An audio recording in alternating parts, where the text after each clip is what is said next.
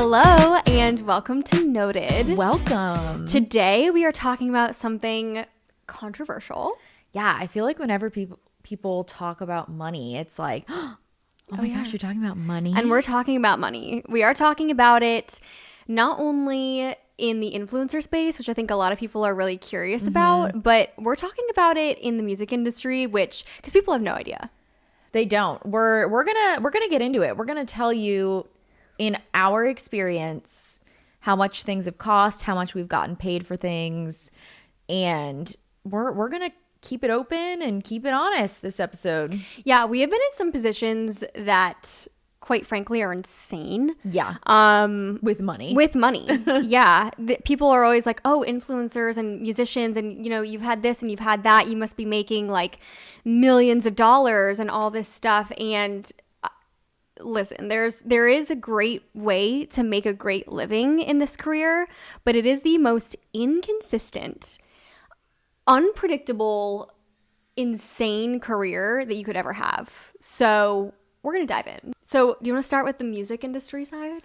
Yeah, let's start music. And then we'll work our way to influencer. I think that's good because that was our journey. That was our journey. Well, actually, it kind of wasn't. Like, if we're being real, since our label was really unique in the way that we were influencers and so much of our music career was funded by our brand deals that we had a 360 deal is what our label technically signed us to. So it was music, it was influencing, it was management, and it was a label. Like it was like and digital, I guess if you want to be technical, like our YouTube channel. Yeah. And that was interesting in the sense that from the beginning when we signed that label, we were paid a monthly like allowance. Which that was not, based on what I've heard throughout the years, that was not the normal. Did we get like a signing bonus? I think we did. I can't remember. I want to say we did. I think we did. I don't think it was a lot of money. It might have just been to move, honestly. Yeah. To Nashville. Yeah, our personal music industry experience was not par for the course. No. But if we had a lot more to offer at that point in time than so true. A new artist, and I feel like that whole generation wasn't even really a thing yet. The having a fan base and a YouTube channel and already having a solid amount of brand deals like under our belt, walking into a label, that was not the norm. Yeah. And neither was our deal. But if we're gonna talk about the music industry, like let's just say in general, let's say what most people get. Okay. What happens for most artists when you sign a record deal is you get signed and you get paid in advance. So, and that can range anywhere from, I mean, if you're a new artist and you've got nothing to your name and all of that, you'll get what, 10K? I would say anywhere from like 10 to 50. If you're signing to like a UMG or like a Republic, or is UMG and Republic the same thing? No. UMG, Republic, or Sony, or Warner, or any of those, like you're getting 10 to 50K, I would say. But sometimes these people get into battles with these labels and you're getting fought over, which is insane. You can get like $1 million advance. Yes, but the key word here is advance. So a lot of those, the people that are getting battled out, you know, I'm sure they didn't have to pay back their advances. But if you're like a new artist who's like, oh my gosh, I just got $25,000 in my bank account, I made it. It's like, nope, slow your roll, because every single song you put out, music video, any sort of royalty goes back to paying that advance. So you will not see another dime until that advance is paid back. Yeah, so it's recouped. Yeah. There's the term for you. And that's crazy because like sometimes the label doesn't put their power into you and you just get shelved. Yeah. So you will literally be sitting there and you will be broke. Like $25,000 you can burn through quickly. Yeah. If that's like your only job, like say you get signed, like what you were just saying, like, oh, I just got signed and I made it. I'm signed to Warner and I got $25,000. But then if you're not putting out music, then you're not working towards making that back. And guess who holds all the power for that? Your label. Who gave you that money? The label. Yes. And I vividly remember a an artist telling us that when she was signed, her label kind of sat on her for a while. And she was working a server job, and she was literally taking toilet paper from the bathroom because she could not afford toilet paper because it had been so long since she signed her deal. And she like wasn't able to make money because she wasn't able to put music out. Yeah. And then you're also, you're not allowed, when you get locked into these contracts and you take the 25K, like, you're not allowed to put out music at all. No. You might not even be allowed to write with people sometimes, depending on what the terms of your contract are. Like, you're not allowed to write with other people. You're not allowed to put music out on your own. You're not allowed to play shows. You're not allowed to do any sort of brand deals if you have that. Nor do you want to write because the label owns it right away anyway. So you're like, what's the point? Like, I can't, this song will never see the light of day because my label owns this song because I wrote it because they own me. Yes. So that's kind of like, that's the case I feel like we saw the most. Yes. With major labels. Was just these people getting signed, getting their quick money and feeling like top of the world for a while. And then the label's just sitting on them. Which is why so many artists, when you see them getting dropped, you're like, oh, I feel so bad for them. It's like, no, these artists now are free. They're free. They can write. They can put out music. They can make money. They can make money. But let's say like on the other side of that, when the label is working for you, what is the label actually paying for? And how much does that cost?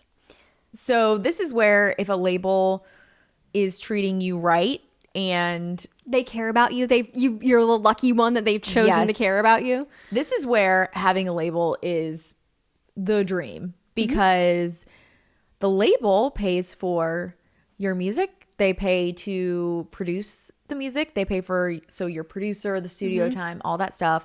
They pay for your music videos.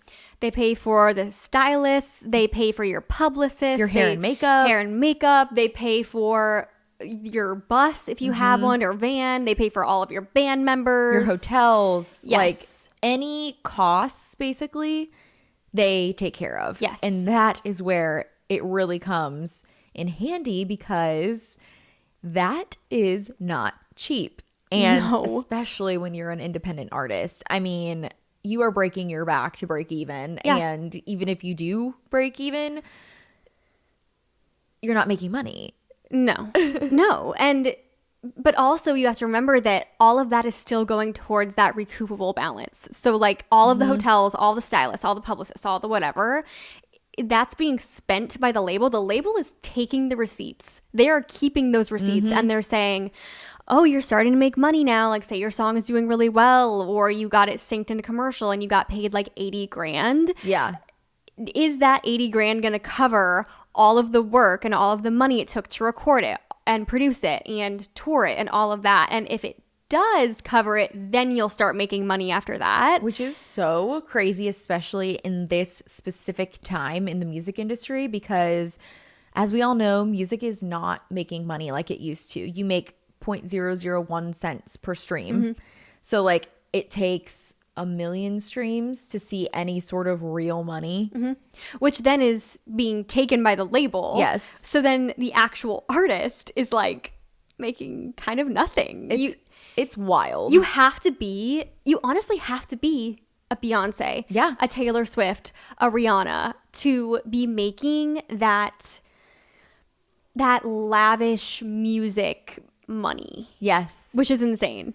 That dream of why people go into the music industry and like want to be an artist of, oh my gosh, you know, when you're rich and famous one day, that percentage of now artists that are actually rich from the music industry is so small. So not only is the percentage of getting signed small, but now the actual percentage of making a solid living off of music, that's even smaller. Yeah, like picture you are an artist and you had a mid hit, like a decent hit, and you did all these things and all of this. At the end of the day, if all of that work and all of that money that you made off that song did not repay the label, that label can drop you, and then you can literally be back to square one because you don't have any money. Even if you've had this decent hit and you're decently famous and the song is known and it charted and all that, the label can drop you at any second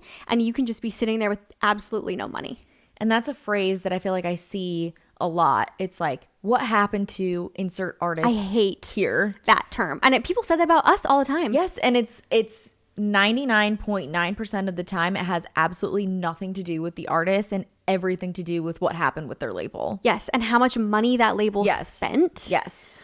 Oh my gosh, it's so annoying. It is so annoying and it's so frustrating.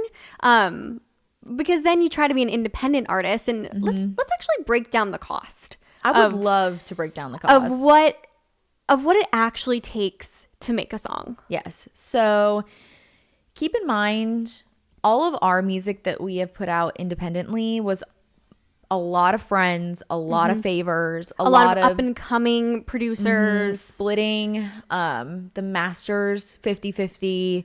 So what that means is basically on the back end, we make half and the producer would make half because we would pay a smaller upfront cost to produce a song. So should we talk about do or muses? Let's do. Okay. So ooh. Actually, let's do muses. Muses? Yeah. Okay.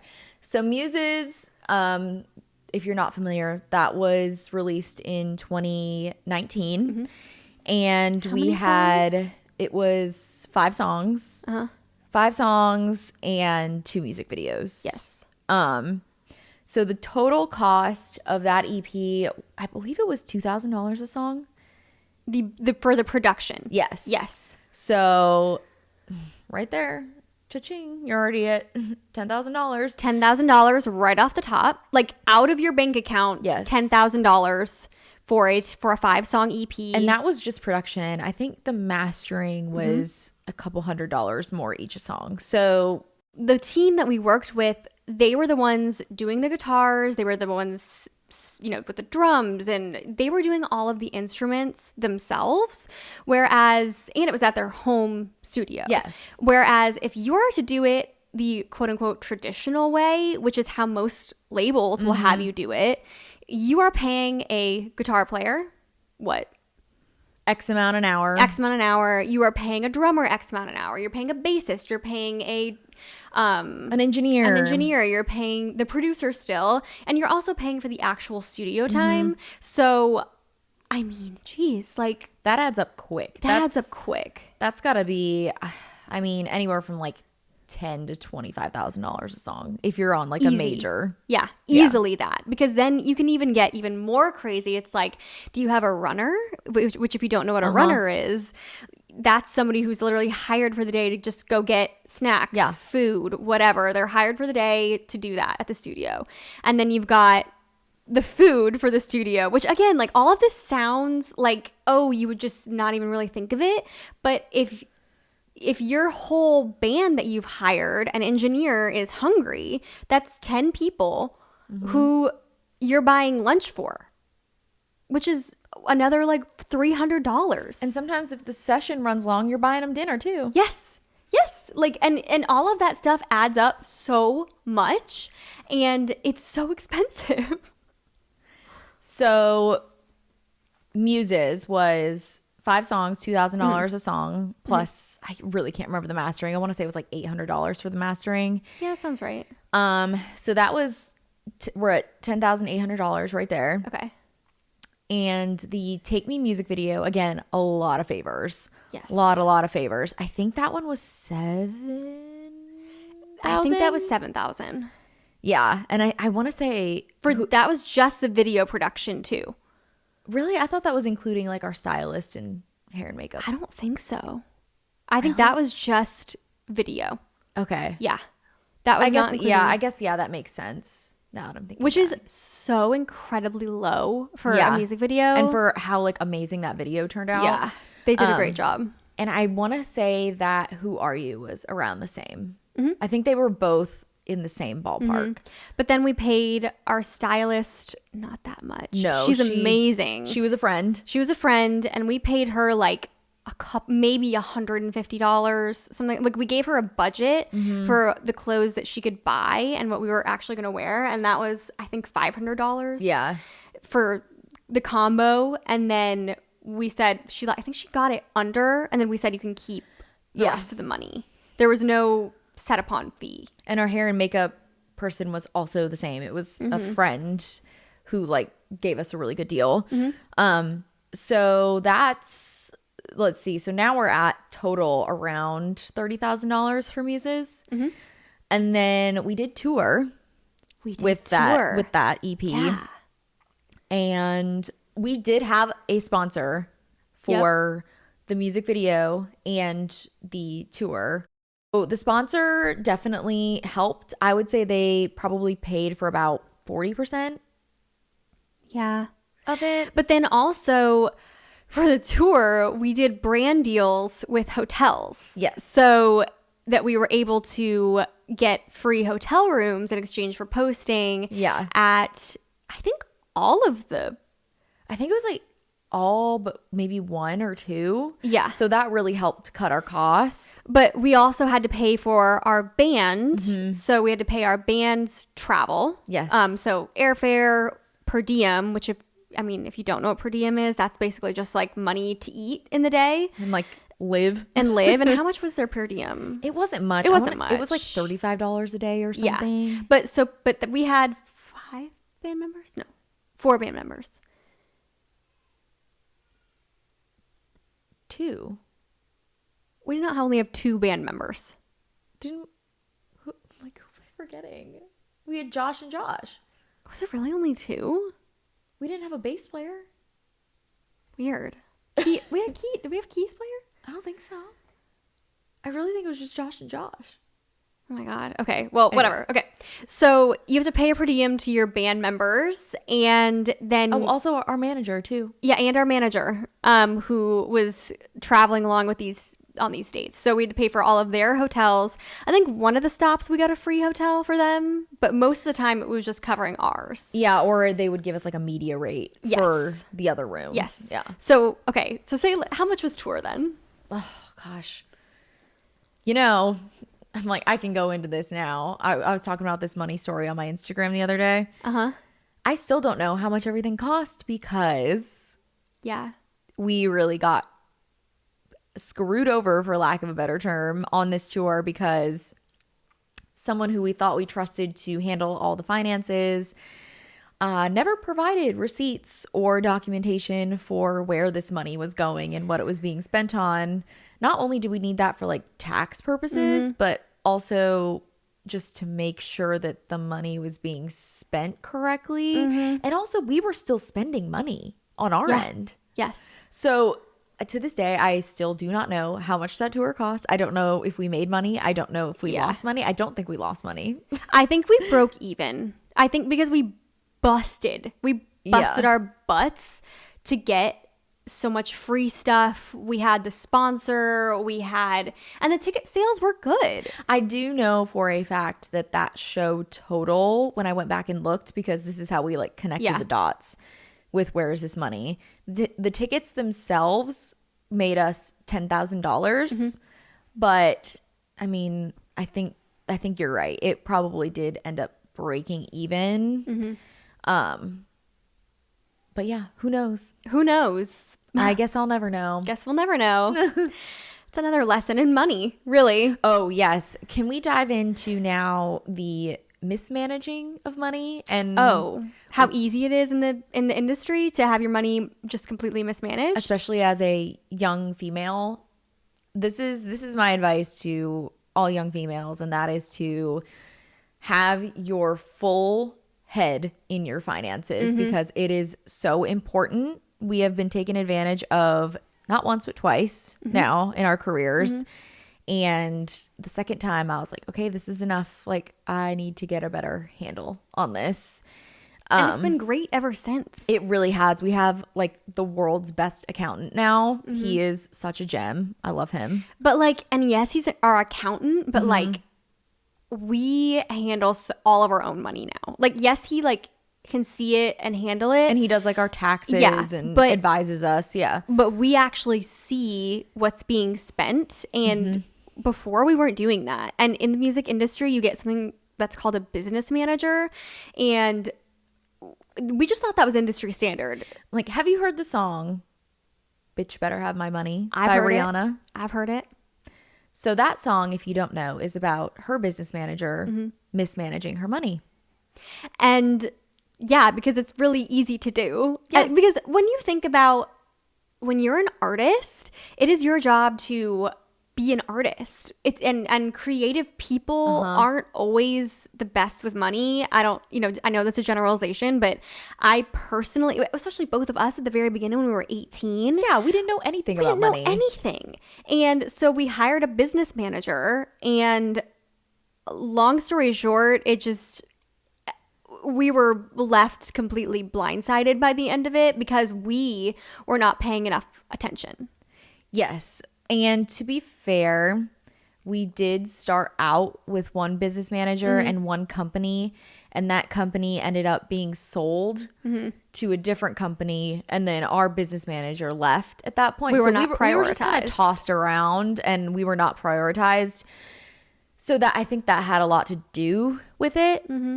We were just, somebody wasn't looking at our finances every single day or even week, I don't think. But basically, yeah, so it's really important to keep an eye on your money because in this instance, we unknowingly were spending more than we were making and nobody told us. We just assumed everything was fine, which, you know what they say about assuming.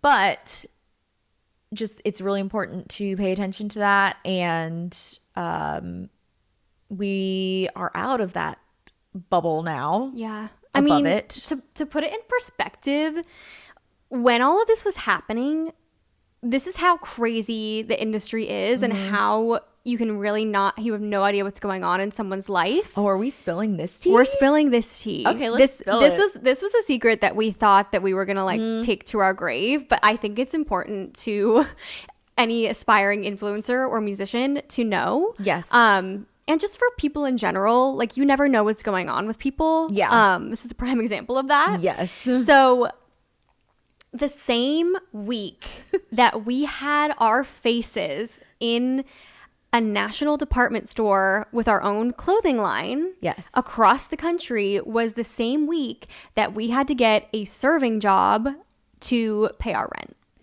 Because our money was so mismanaged. And we got a call one day that was like, you don't have money for rent. And we were like, what do you mean? What do you mean? It's your job to make sure we have money for rent. Yes. And they had just neglected the account and had made moves that left us basically cash poor. Yes. And also at this point, I just want to say, I want to make you guys aware that we did not have the login to our bank account at this point. Yeah. Was that our fault? Like, should we have been smarter? Exactly. But yeah. But that's the point I'm trying to make, is that you really can't trust anybody with your money other than yourself. And if you don't, then again, you're going to have to start a serving job to pay your rent the same week that your face is in a national department store. And that time was so crazy. I was like so down on. We both were. I was just like, how did we end up in this situation? It was not fair to me. And that's the lesson of, like, you see these influencers, you see these musicians, and you think that their life is all together and that they're making all of this money, but the industry itself can put you in a position that is so vulnerable, and you can literally have your face in stores across America and not be able to pay your rent. Yeah. That's how inconsistent this business is and how scary it is. Yeah. However, I do feel like that time in our lives, I look back on it pretty fondly because we did learn a really, really big life lesson. And I feel like we got a lot of life experience with that serving job. Like, I have so much respect for people in the food industry. I can't even begin. Like, and we had fun. I mean, I mean, this is another thing to keep in mind. Like, we are still pretty young. Like, we're 31, which, like, yeah, that's, we're in our 30s, but at this point we were 24. Yes. Like, our career has just been so crazy and long, which I'm very thankful for. Yeah. That we've had these crazy highs and lows. And instability and stability. Yes. And honestly, it's brought us to where we are. Yeah. And I feel like we're lucky now, and we've worked hard now Yeah. to a point where we are very stable. Mm-hmm. But it's just crazy because I think a lot of people would have looked at that time in our lives and been like, wow, they're doing so well. Yeah. But it wasn't, because our money was literally so mismanaged that we couldn't pay our rent. Yeah. Which is so dark now. It's so dark. But it's fine. Everything's fine. Everything's fine. So I guess now we should kind of go into the influencing side of money. I think that's good. Okay. Actually, there is one more thing I want to touch on in the music industry Okay. that I think a lot of people don't know. And that is that the majority of money is made in getting your song synced in commercials and TV shows.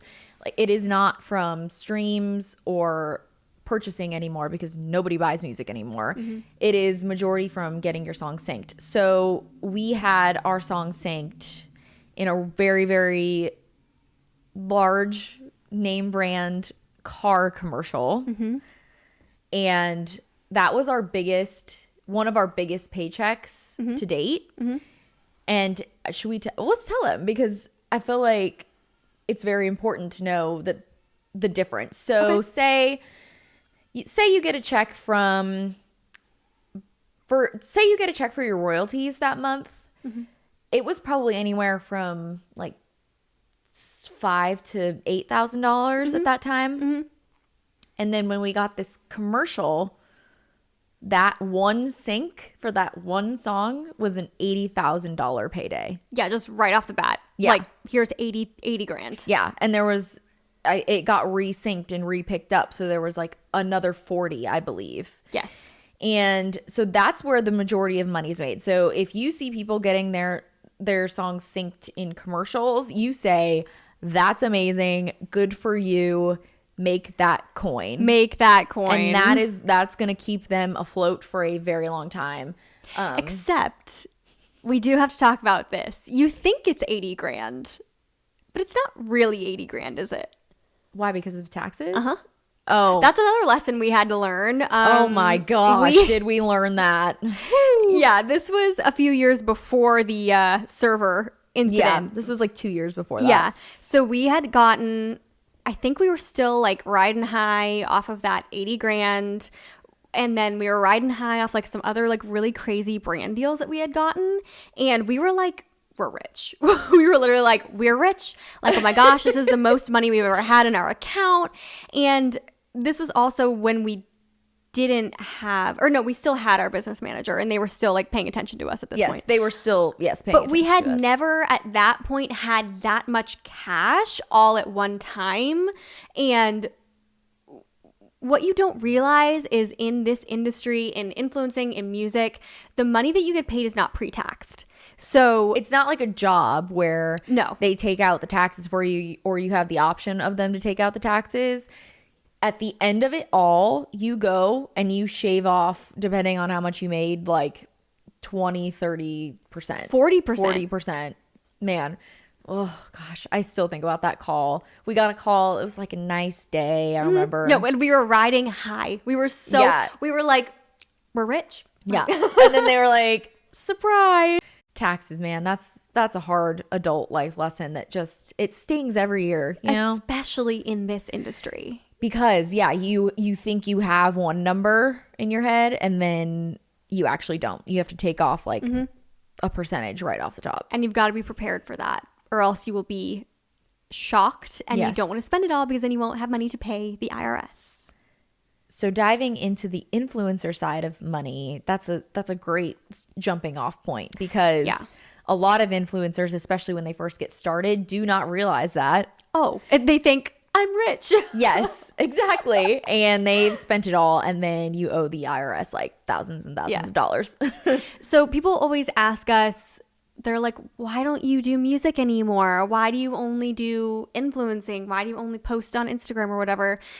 I mean, obviously what we just told you about making music, it is very, very expensive. Mm-hmm. And influencing is not expensive expensive in that way. There's definitely investments that you have to make in order to like share content and be a content creator, but it's not $30,000 to make a month of content. Yeah. Whereas like that's what an album is.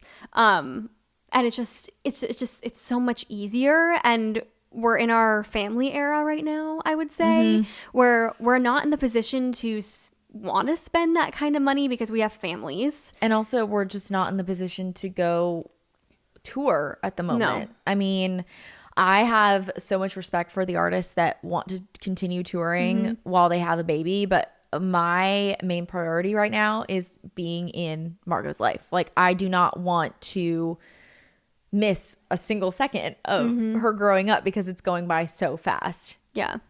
So, and influencing is a great way to make money. It is. We've been doing it. I mean, I remember the first check that we got when we were 16 or 17. I think we were 16. We were juniors in high school. So yeah, we were 16 or 17. Yeah. And it was with a company that paid us to do a YouTube video on our YouTube channel. And that was our job. Yeah. That was our job in high school. Like, most people worked at Dairy Queen or, washed cars or whatever. But our job was being influencers in the year 2010. And if you followed us from the beginning, I'm sure a lot of you know and understand that the influencing wasn't new for us. We've been doing brand deals basically since we started our YouTube channel. And the moving over into the influencer space side was for two reasons. Number one, it definitely became more popular as our careers went on. And number two, it was for the exact reason that you just said, which is we wanted to be present in our family life. And we knew that moving our focus over to that side of things was what we had to do in order to stay home with our families and still be able to make money. Yeah. And some of our deals, circling back to the music industry and our specific record deal, in a way, we were self-funding our label, in a way. Yeah.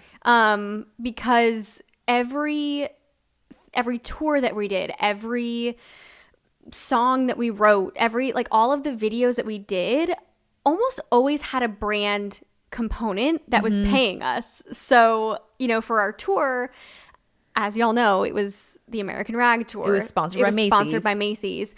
And then like a good example is of another brand deal that we did was for Mortal Instruments. No, but they don't know that. Okay, that's actually so true. So I don't know if y'all remember the Mortal Instruments. That's right? Mortal Instruments? City of Bones. City of Bones. So when that movie came out, so In the Shadows Tonight was originally supposed to be like the music video was supposed to be having cuts of the movie. The film. In the music video. Like Sony paid us money to write this song. They paid for the production of the song. And then like 2 weeks before the video was supposed to come out, they said, never mind. And we had shot the video. Yeah. The song was done. The song was produced. Like we had paid everybody, like the music video, the producers and everything. And they were like, never mind. And our label was like, absolutely not, because we've paid for everything. So, you're still paying these girls. Yeah, so they just like ended up paying us, but then there were no shots of the movie in the music video. It was so weird. So if you go back and like listen to the song and watch the video, you've got to think of City of Bones, the movie. And we started getting comments, I remember, on that video that they were like, this would have been perfect for the soundtrack. Do you remember that? I do. And at that time we were like, it was like really hush hush, but this was, 11 years ago.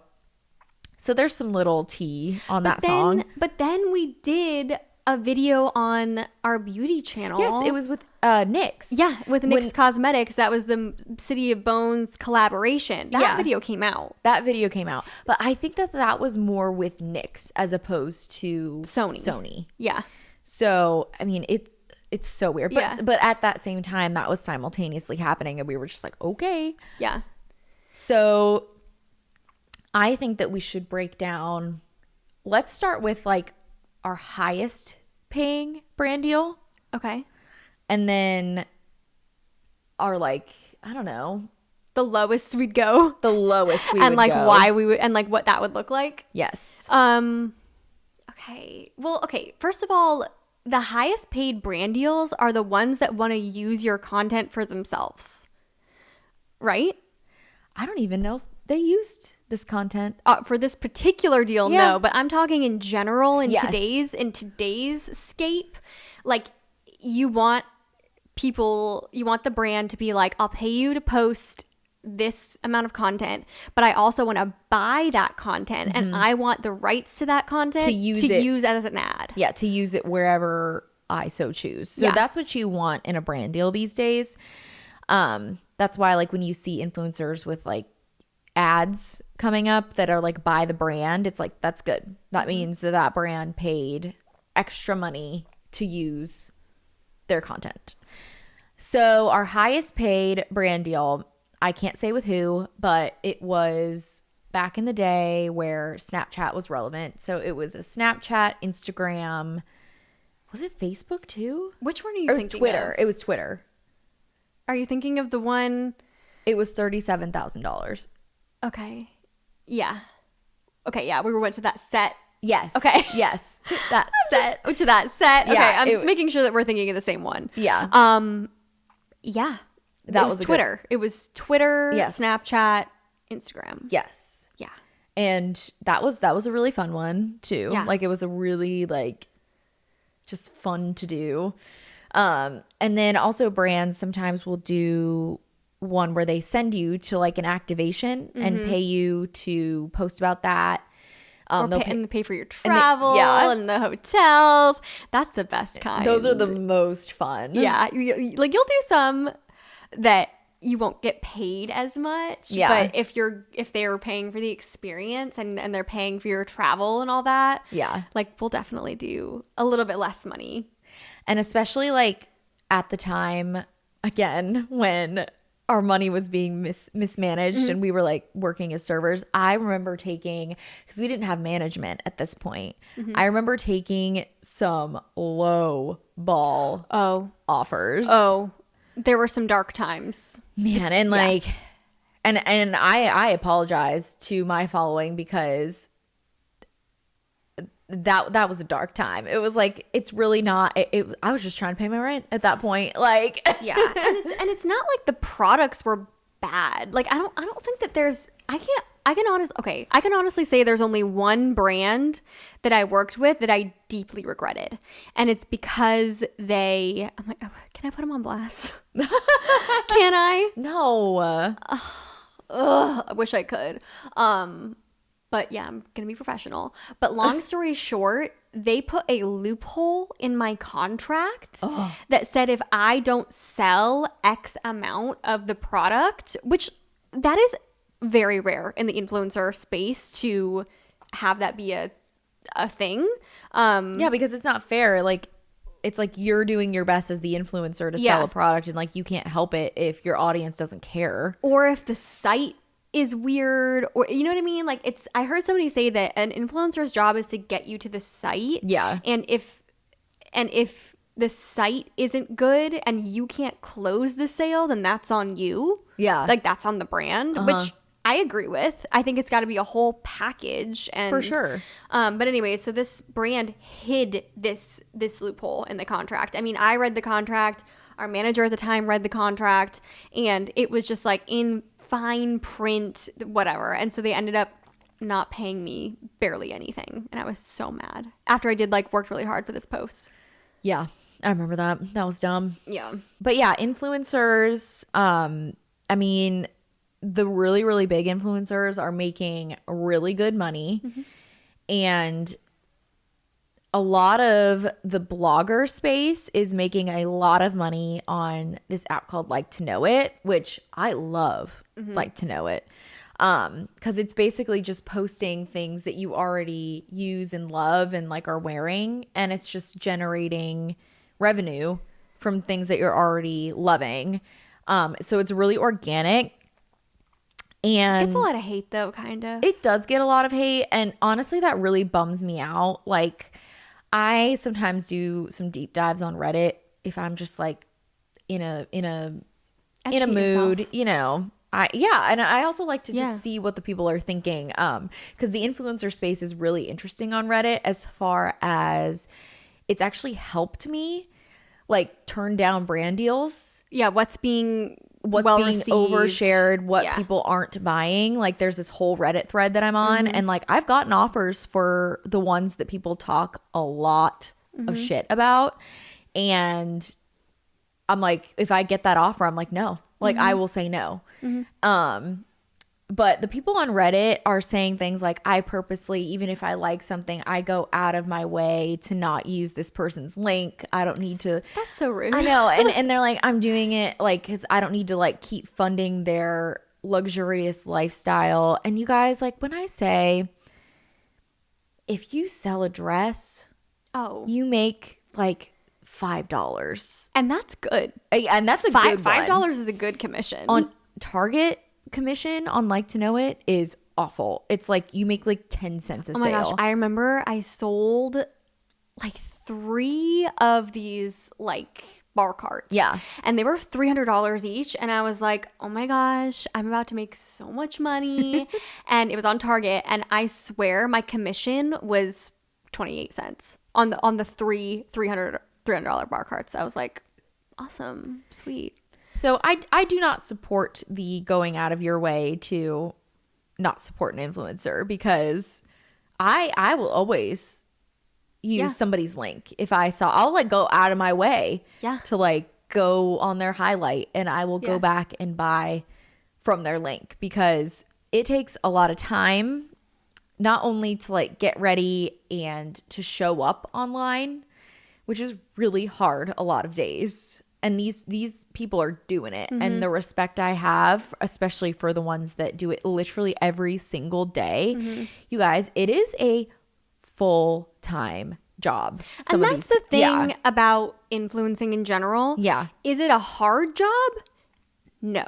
It's not hard. But it is. But it's still a job. Like you can't say it's not work. And I get annoyed when people are like, oh, like you just like don't work, or like, you know, whatever. But it is still a job, and you still have to put effort into it. And there are tiers. You can see when somebody's killing it, and you can see when someone's not. Yeah. Like, and it's very much you get back how much energy you put in. Honestly though, I think influencing is kind of hard, because you do have to be on camera sometimes. You've got to know what you're doing. Yeah, you have to be on camera some days when you really don't want to be on camera. And also the consistent talking to the camera and being comfortable talking to the camera is like a lot harder than people realize. And going in public and doing it is absolutely mortifying. Yeah, I hate mortifying. doing that. I still hate doing that. It's like any other job where it's hard to compare it, because, you know, in the same way that I'm not equipped or educated or have experience in accounting is the same way that someone in accounting doesn't have the experience or confidence or whatever to be an influencer. So it's kind of like, how can you say one is easier than the other if you're naturally inclined or have experience in one? And there's also like a lot of parts, I think, in influencing that people don't realize goes into it. As far as, you know, like when you do a brand deal, you get a brief from the brand and you have to like hit certain points. And sometimes you have like, you'll submit your content and then you'll have to reshoot it if the brand didn't like something. And shooting content, all in all, depending, I mean, we just did a brand deal a couple weeks ago that took 3 full days to get all the content done. So it is a lot of time. And honestly, I would say the hardest part for me personally, you can share your hardest part, is the being on camera still. Well, there's especially definitely, if you're feeling like, wow, I don't look good today, and then you have to be on camera and see your face, it really is hard on your self-esteem. I definitely don't think that it's natural that the two of us have seen our faces through a camera, and that has been our source of income. Yeah. Since 2009. You know what I mean? Like, I don't think that is a normal way to live. Yeah. And it's taken a toll on, I mean, me personally, you know, I went through a lot of eating disorder stuff because I was just so dysmorphic about how I looked and seeing myself on camera and the comments from people. And like, I know that, and people are like, well, why don't you just quit? Or like, why don't you just like do something else? But it's not that easy to just completely change your career. Yeah. Especially when you're good at it. Like, not to be like we're good at it, but we've been able to make it our career for the past 15 years. And just like every job, you're going to have hard times and you're going to have whatever. But if you put this much work into it, I'm not just going to quit because it gets hard sometimes. Exactly. So that's why I hate when people are like, these influencers complain all the time. Then why don't they just quit? Because it's not that easy. And with every job, you kind of got to look yourself in the mirror and get over the hurdles. And that's something that I had to do. I mean, you can't say that your body image is like perfect or that the way that you look at your face is like fine. Absolutely. Because it is not. I know for a fact you and I, we got issues.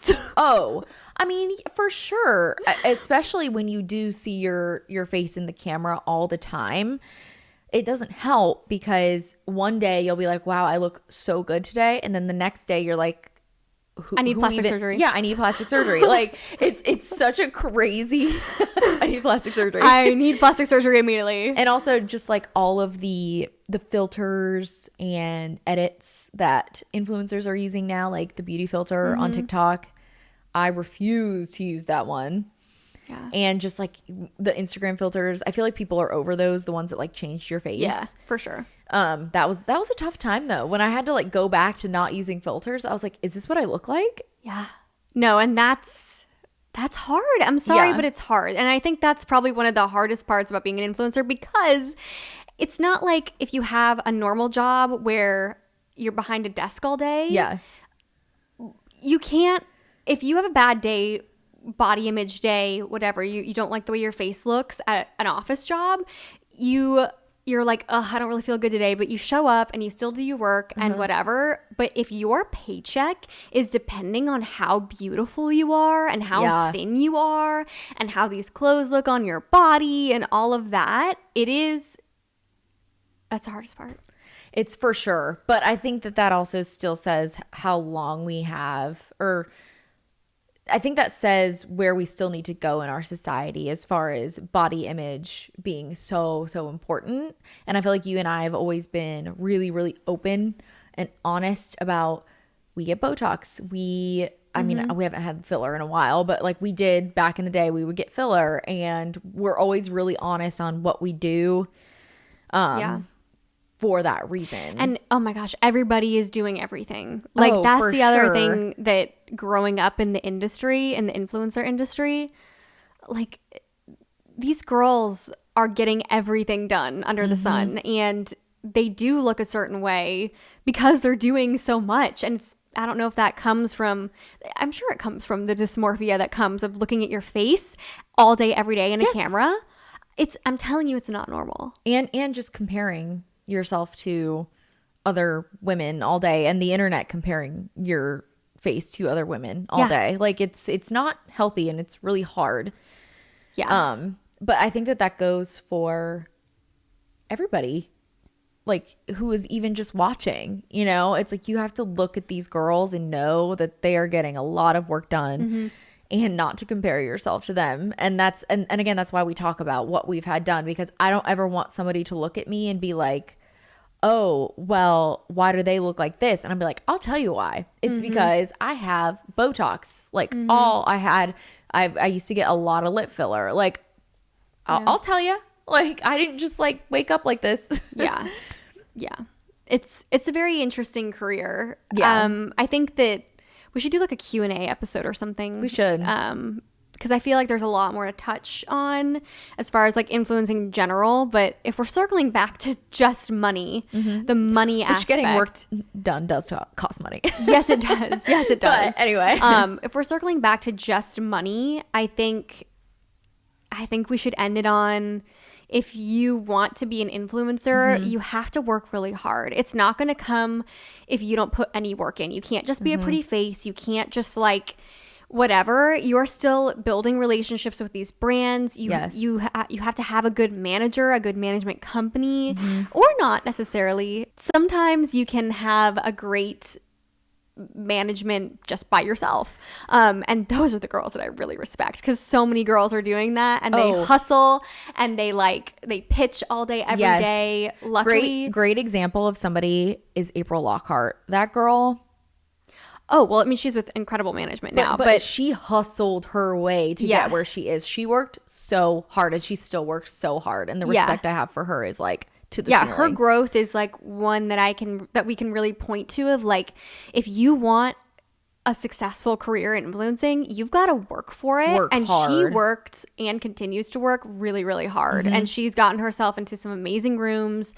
into like incredible brand deals. And because she chose that. And she just, there's a handful of girls that I look at like her, that I look at and I respect so much, because it's like, geez, girls, like, you really said, I'm going to do this and I'm going to put so much work into it. Like I said, it's kind of a job where you get out what you put in. That's so true. And that's what you got to do to make money in it. You can't just be a hot girl on Instagram, because that does not fly these days. It doesn't. Yeah, I think that's pretty much it for money on influencers and money with the music industry. Do you have any closing thoughts? I think really, number one, I just want to say, if you're still following us, like, thank you so much for supporting us through all of these journeys, because there have been a lot of them. It's been an evolution we have been through. We've had highs, we've had lows, we've been rich, we've been poor. No, literally. Yeah, thank you so much for still supporting us and following us. And I mean, that is the best part for sure. Yeah. The relationship that we've built with you guys over the years is truly, truly remarkable. And I'm very thankful. So yeah, I think that's a wrap on this episode. And we'll see you guys next time.